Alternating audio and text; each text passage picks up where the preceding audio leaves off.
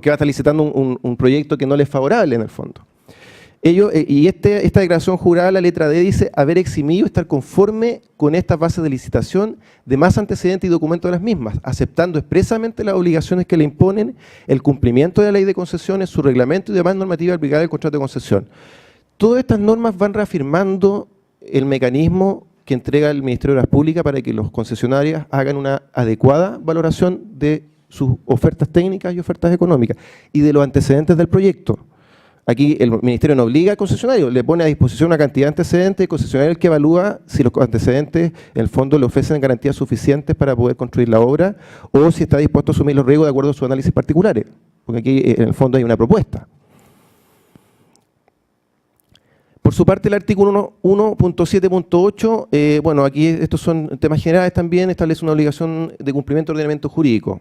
Yo resalté ahí, establece que son las leyes y decretos de reglamento de la República de Chile, vigentes a la fecha de firma del contrato, que se realicen, y con todas aquellas normas que se dictan durante su vigencia. Cuando ahí nos va dando indicios de cuál es el tratamiento jurídico que el Ministerio propone para este contrato. El artículo 1782 establece de las bases, establece la responsabilidad de la sociedad concesionaria, también reafirma lo que ya hemos venido diciendo, será siempre responsable del cumplimiento cabal, íntegro y oportuno del contrato de concesión. Estoy citando lo relevante, ahí está el texto completo. Y del cumplimiento de todas las obligaciones establecidas en el contrato de concesión. Este es el artículo relevante en esta discusión, el artículo 2.2.1, normas de diseño. Aquí es donde el concesionario asume la obligación, en el fondo, de realizar los estudios de ingeniería de detalle con la normativa vigente y específicamente en el manual de carretera con su versión vigente, incluida todas sus actualizaciones.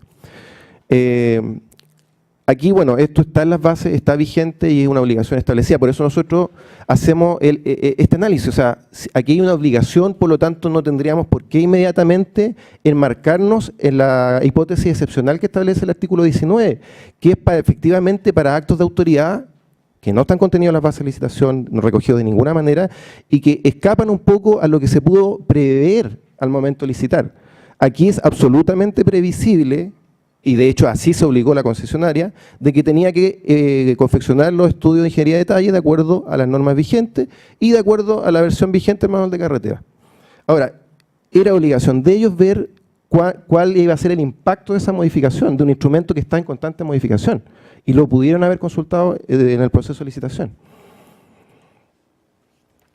Bueno, aquí hay algunas conclusiones, dice desde el principio, bueno, las bases, esto ya lo he dicho, así que yo creo que no lo voy a reiterar, pero en el fondo la concesionaria conocía las condiciones del día 1, tenía la obligación de conocer en su integridad tanto la base de licitación como los documentos entregados y además declaró bajo juramento que los conocía y que estaba conforme con ellos.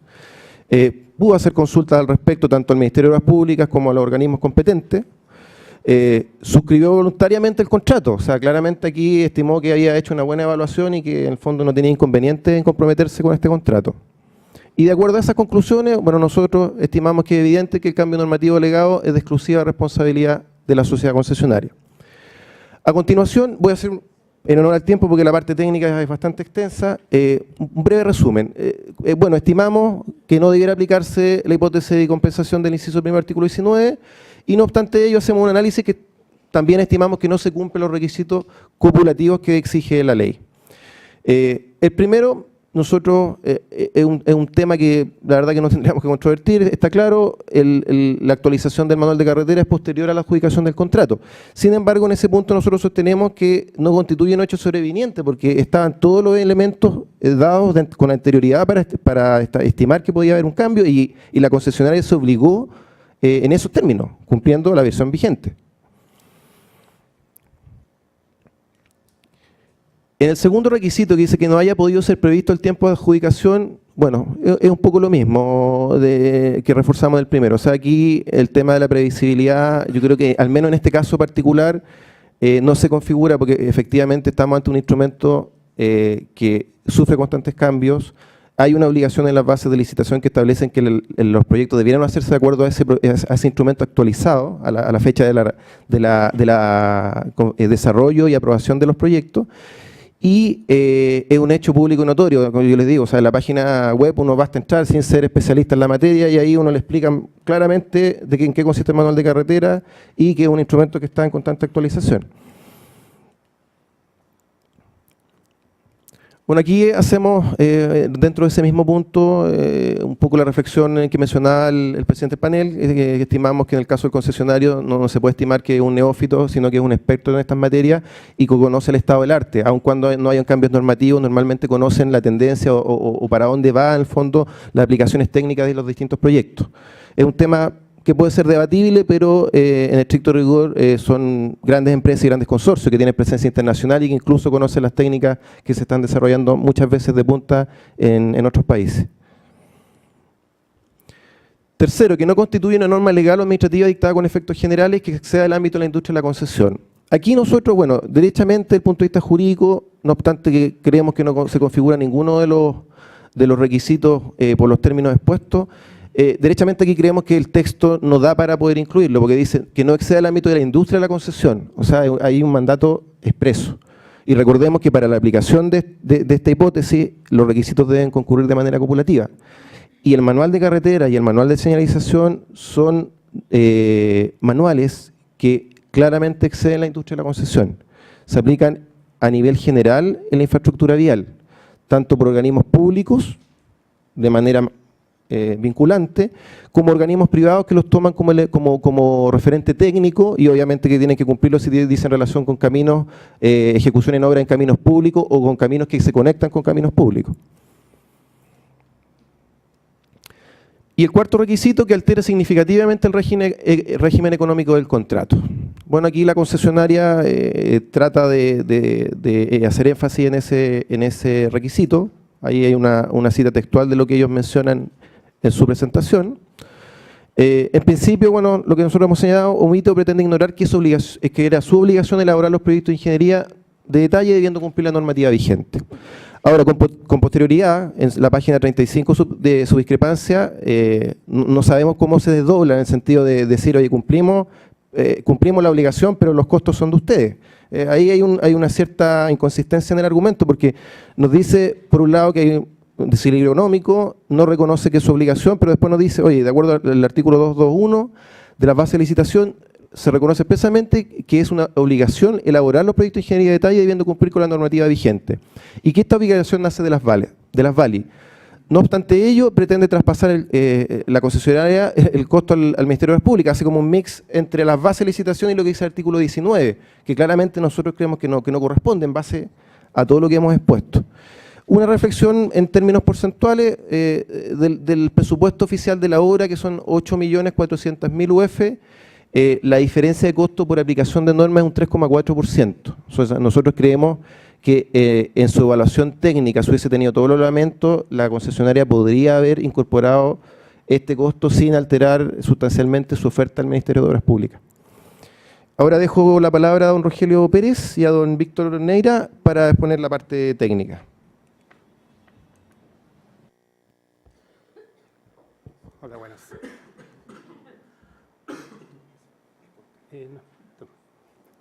Bueno, yo pretendo hacer un pequeño resumen desde el punto de vista estrictamente técnico, relativo a lo que se ha esgrimido acá y lo que ha presentado la sociedad concesionaria. El detalle lo va a presentar mi colega Rogelio. Nosotros consideramos que es inobjetable que hubo un cambio normativo y que ese cambio normativo, si lo llamamos normativo también, es discutible, pero son un cambio en los manuales por los cuales se rigen los diseños de elementos de seguridad vial. Y ese cambio involucró algunas modificaciones en las características de las defensas camineras, los sistemas de contención y de las señales camineras, principalmente las verticales.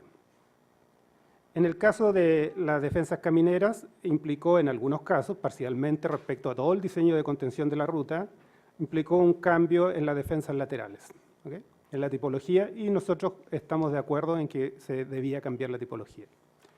Ese cambio implicó mejores condiciones de contención, evidentemente, para la seguridad de los usuarios, mejores condiciones de contención y de seguridad para los usuarios. ¿Okay? En cuanto a las señales verticales, hubo cambios en estas que significaron aumentos de tamaño, como ustedes lo vieron en la presentación pasada, pero también disminuciones. Yo no oí en la presentación pasada acerca de ninguna disminución. Tal es así que las disminuciones afectan a más de 1.500 señales que se instalan en el camino, lo cual es un porcentaje superior al 50% de las señales. Es una cuestión a revisar en el análisis caso a caso, uno a uno, pero quiero ponerlo en evidencia porque es muy importante. En el caso de la valorización que se hace por parte de la concesionaria respecto de estos cambios de señales, yo siento que la concesionaria se vale de esta modificación para establecer a su gusto un nuevo itemizado y por lo tanto una nueva valorización que, como ustedes vieron, se multiplica por 4 y hasta por 6 u 8 los valores que se consideraban en el manual de carreteras. Base de licitación, anexo 4, base de licitación. Base de licitación que no son confeccionadas cuando se hace el proyecto en el año 2005, como se mencionó acá. Base de licitación se determinan cuando se envían a trámite en los respectivos, las respectivas instancias que se tienen para someter a trámites, un poco antes de cuando se llama licitación. Por otro lado, la sociedad concesionaria igual ha esgrimido mayores costos en elementos importantes de seguridad vial como son las banderolas y los marcos portaletreros que nosotros vemos en toda la ruta del país concesionadas principalmente. Dichos marcos, dichos elementos fueron aprobados y ayudados en su gestión por parte del Ministerio de Obras Públicas para que fuesen instalados así, dado que tanto con normativa o con manual 2010 como 2012 no era posible instalar letreros que se llaman del tipo mapa al borde de la ruta. Aquí se mostró imágenes de letreros con dimensiones que no corresponden, tal como lo va a mostrar en detalle Rogelio, porque hay letreros que en su sección transversal no cambian, a pesar de que estamos hablando de estos letreros grandes, no cambian, sino que se transforman solamente en altura. Y todo eso redunda en una mayor evaluación, evidentemente, de los costos y porcentualmente cómo se llega y se determina la conservación, que para nuestro gusto tampoco es aplicable utilizar solo una conservación basada en un porcentaje de los costos de los diversos elementos que se instalan. Por otro lado, se ha dicho de que en el manual 2010 no estaban contenidas señales camineras superiores a 12 metros cuadrados, lo cual no corresponde porque al 2010 se usaba el software CB Vial para determinar las señales camineras, que entregaba el tamaño que entregara de acuerdo a la leyenda que se pretendía colocar, y esos tamaños sí podían ser superiores, y dicho software sí estaba considerado en el manual de carretera volumen 6, por lo tanto nuestra normativa aplicable sí los contenía. Distinto es que no pudieran haber existido láminas tipo que no tenían por qué existir.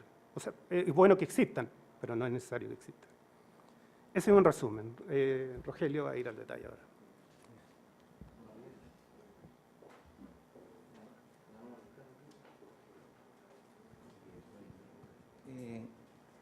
¿Aló? Ya.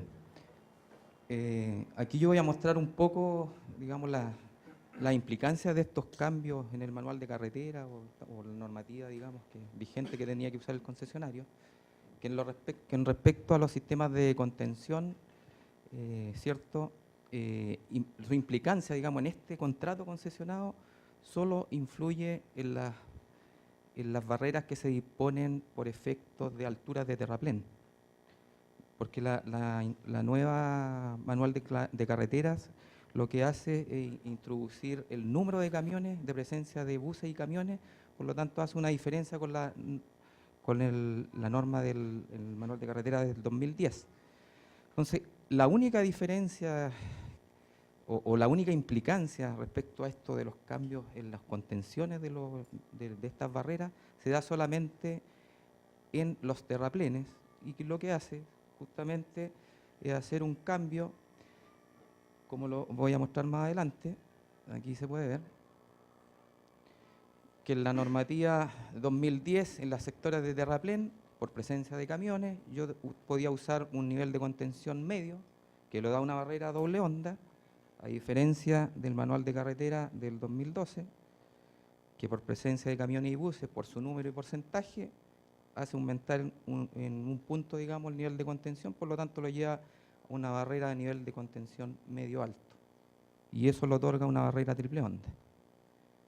En los demás sectores de riesgo o riesgo específico, los entornos, como lo llamaba la normativa, el manual 2010, o riesgo alto, que lo denomina, que están los puntos duros, ¿cierto? Las caídas a cauce o a laguna, es exactamente igual, o sea, no hay discusión, y así también creo que está establecido en las diferencias de monto de la concesionaria, donde solamente la implicancia es por temas de barrera metálica de doble a triple onda.